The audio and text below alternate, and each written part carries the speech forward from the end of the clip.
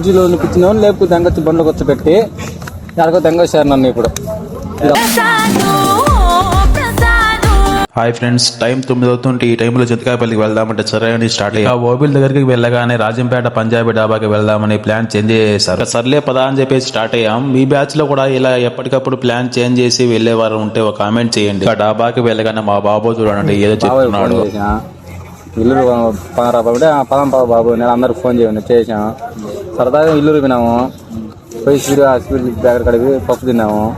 గోబీ తిందా అంటే ఆడికి గోబీ కడిగి తిన్నాం అనుకున్నాము. పప్పు కంటే ముందు మేము తినేసాం దండిగానే వాటం అన్నీ. ఆడిపోతే వద్దు పానీ పడుతున్నా పానీ తిన్నాడు. పానీ పోయి కుర్చీలో కూర్చుంది అంతే. ఇద్దరు ఫ్రెండ్స్ వచ్చి డాబా పేరు ఎత్తినారు అంతే. కుర్చీలో కూర్చున్నాం లేకపోతే తెంగొచ్చి బండ్లో కూర్చోబెట్టి ఎక్కడికో తెంగొచ్చారు నన్ను ఇప్పుడు. ఇది అవసరం మనకు. ఏం చూడండి ఫ్రెండ్స్, ఇక మొత్తానికి బనానాస్, చికెన్ కర్రీ, కాజు కర్రీ ఆర్డర్. ఫుడ్ రాగానే ఫుల్ గా తినేసి మళ్ళీ చూడండి ఎక్కడికి వెళ్ళాలో ప్లాన్ చేస్తున్నాను. ఇక రాజంపేట మొత్తం అలా తిరిగేసి ఇంటికి స్టార్ట్ అయిపోయాయి. ఫ్రెండ్స్ నెక్స్ట్ వీడియోలో కలుద్దాం. బాయ్.